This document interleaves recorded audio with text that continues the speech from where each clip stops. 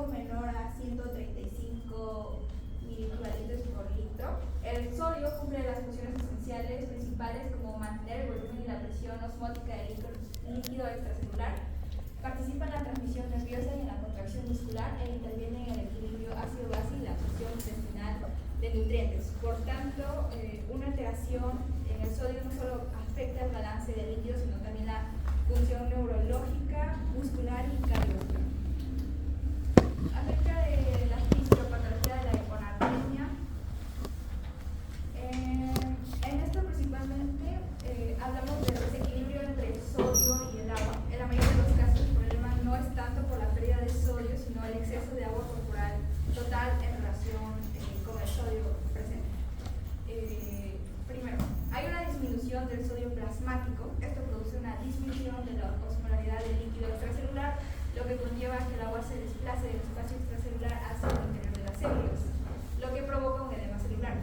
Esto, a su vez, en el cerebro va a ser el órgano más afectado, por lo cual se presenta un edema cerebral, con síntomas neurológicos como cefalea, confusión, convulsiones y en casos más graves, coma o la muerte. Acerca de la hiponatremia hipovolémica,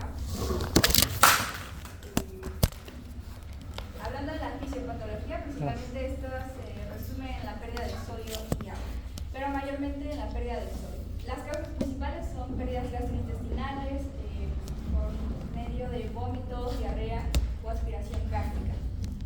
También podemos mencionar pérdidas renales, en el cual se identifica el uso de diuréticos, enfermedad de Addison, que es el déficit de aldosterona, y por último sudoración excesiva sin reposición adecuada. En este caso el cuerpo percibe la pérdida de volumen, activa la hormona diurética para retener agua y agrava la dilución del sodio. Acerca de la hiponatremia euvolémica, esta fisiopatología se resume en retención de agua sin ganancia ni pérdida significativa de sodio. La causa principal es el síndrome de secreción inadecuada de la hormona antidiurética, y en este síndrome se presenta la vasopresina se excreta en exceso a pesar de que el volumen corporal ya es normal y el riñón absorbe agua libre, lo que hace que el sodio se diluya y por lo tanto haya una hiponatremia dilucional. Otras causas también está implicado el hipotiroidismo, la insuficiencia suprarrenal o el uso de fármacos como los antidepresivos, antiepilépticos, entre otros. Acerca de la hiponatremia hipervolémica, esta es principalmente por retención de agua y sodio, pero con mayor proporción de agua. Las causas principales están la insuficiencia cardíaca congestiva, la cirrosis hepática, el síndrome nefrótico, insuficiencia renal avanzada. ¿Cómo se da? Principalmente por disminución del gasto cardíaco o la perfusión renal, lo que activa la vasopresina y el sistema retiene más agua que sodio y por lo tanto termina con una osmolaridad baja y aparece hiponatremia. Acerca del papel de las hormonas reguladoras en este caso, la hiponatremia, tenemos a la hormona diurética, como la mencioné. Esta se encarga de liberar ante una baja osmolaridad de volumen sanguíneo. En hiponatremia está aumentada, provocando la retención de agua como principal función. Y la causa principal en hiponatremia son hipervolemias. Acerca de la hormona aldosterona, esta estimula la reabsorción de agua y sodio y la excreción de potasio. Su déficit, como en la enfermedad de Addison, produce pérdida de sodio y agua generando hiponatremia hipovolémica. Acerca de la adaptación cerebral, el cerebro intenta adaptarse a la hiponatremia crónica que se desarrolla lentamente en más de 48 horas para evitar el edema. Expulsa iones ya sea de sodio o de potasio y solutos orgánicos como la taurina, glutamato, los mionositol hacia el espacio extracelular. Esto reduce la entrada de agua a las neuronas y disminuye el edema cerebral. Sin embargo, esta adaptación tiene un riesgo en el caso de que si la hiponatremia se corrige demasiado rápido, el agua sale bruscamente de las células cerebrales. Las neuronas se deshidratan y se produce el síndrome de desmielinización osmótica que causa un daño neurológico irreversible. Se puede presentar como parálisis, disfagia, alteración de la conciencia.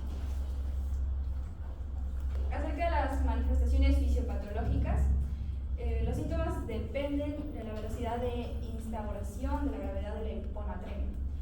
Por ejemplo, en una hiponatremia aguda menor a 48 horas, el cerebro no alcanza a adaptarse, lo que ocasiona un edema cerebral rápido. Hay síntomas como náuseas, vómitos, cefalea, letargia, desorientación, convulsiones, coma e incluso el riesgo de muerte por eliminación cerebral. En el caso de una hiponatremia crónica mayor a 48 horas, el cerebro se adapta e incluso hay presencia de síntomas leves o ausentes. En este caso se observa fatiga, debilidad muscular, alteraciones cognitivas leves y riesgo de daño si es que se corrige bruscamente.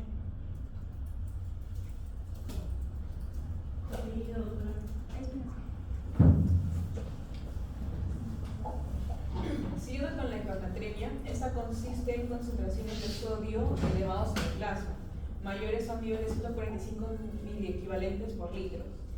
A diferencia de los rangos normales que están entre 135 a 145 miliequivalentes por litro.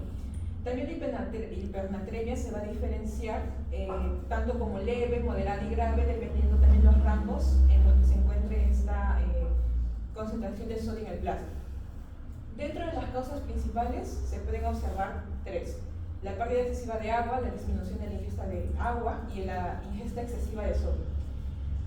La más frecuente es la deshidratación, la cual va a provocar que el agua salga de las células, también conocida como una deshidratación, lo cual va a explicar por qué a nivel del cerebro van a haber síntomas neurológicos.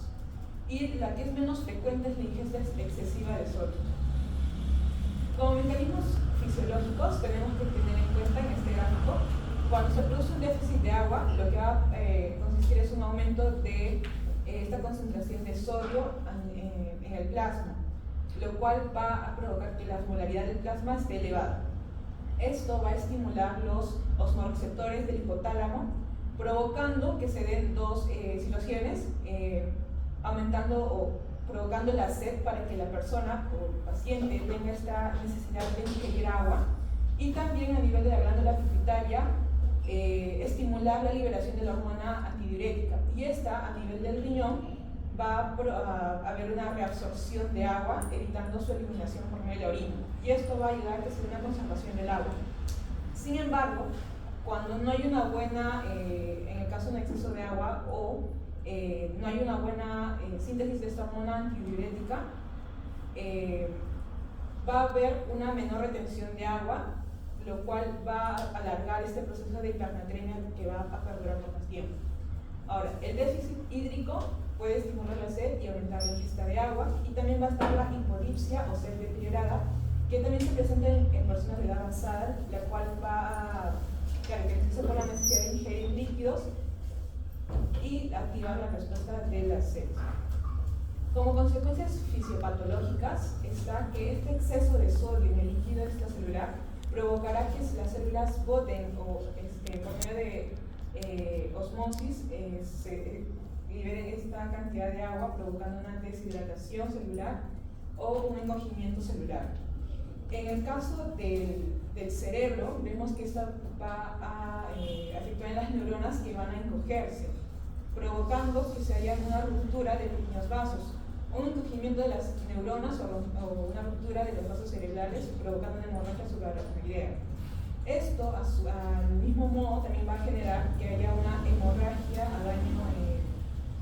También va a generar que se dé una mayor viscosidad sanguínea y va a alterar la perfusión tisular.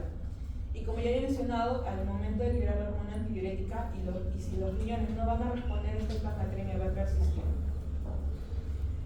Haciendo mayor énfasis en las causas principales, en la pérdida excesiva de agua, que es la más frecuente, puede darse de manera renal o extrarrenal. De las situaciones que se ven va a estar la diabetes insípida, la fiebre alta, la sudoración excesiva y las diarreas acuosas. Dentro de la disminución de la ingesta de agua van a haber el hecho de no tener acceso a esta sustancia líquida o no tengan la capacidad de beber agua, como es un traumatismo bucal, la indisponibilidad del agua, la retención de agua por razones terapéuticas, la inconsciencia o la sensación de sed alterada. Y la ingesta excesiva de sodio, que es de las menos frecuentes, pero que se puede presentar, es una ingesta de soluciones hipertónicas, o también en una administración iatrogénica de líquidos hipertónicos en hospitales.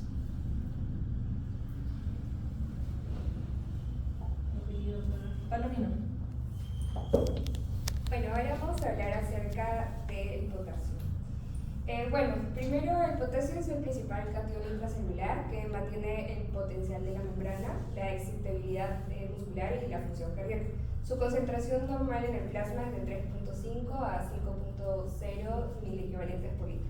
Su regulación está basada por la entrada o salida del potasio del compartimento intracelular, excreción renal regulada por la aldosterona, el equilibrio ácido-base y la función de la bomba sodio-potasio ATPase. Ahora, cuando existe una menor cantidad de 3.5 se va a generar la hipocalemia.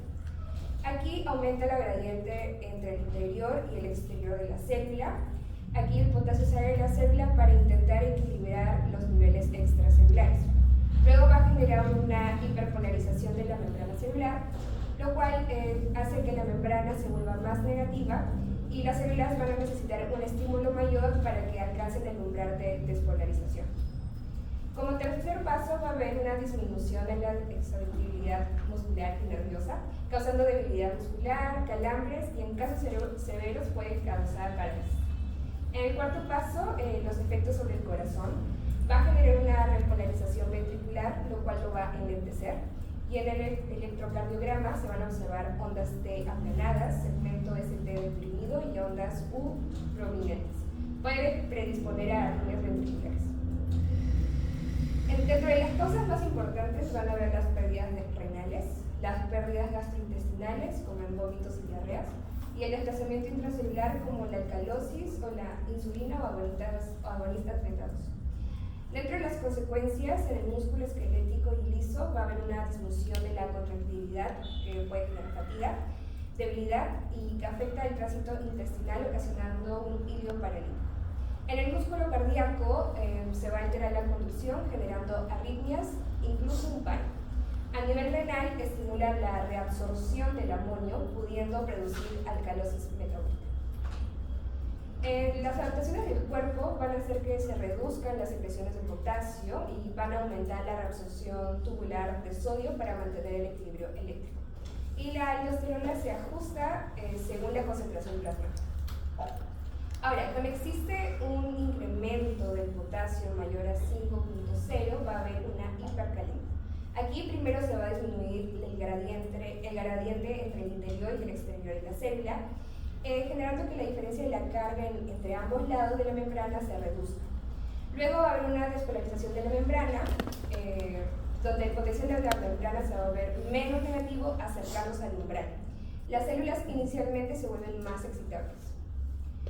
Como tercer paso vamos a tener la inactivación de canales de sodio.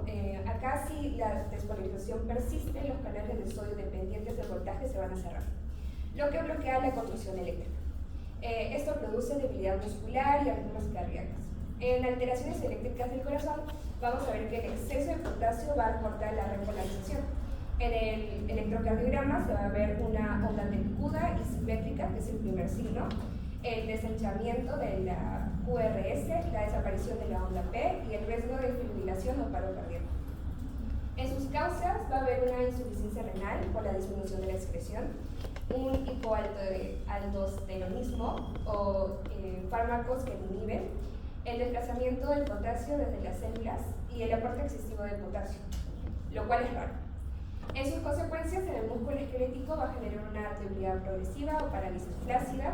En el sistema nervioso va a generar parestesias y alteraciones de la conducción. En el músculo cardíaco, arritmias potencialmente mortales como bradicardia, fibrilación ventricular y asistolia. Y a nivel renal va a generar una estimulación de la secreción de aldosterona, intentando aumentar la excreción de potasio. Aquí el cuerpo se adapta incrementando la liberación de insulina, que favorece la entrada de potasio a las células. Se activa el sistema renina-angiotensina-aldosterona, lo cual la aldosterona va a producir un aumento de la excreción renal de potasio. Y finalmente se estimula la captación celular de potasio por acciones de las catecolaminas beta 2.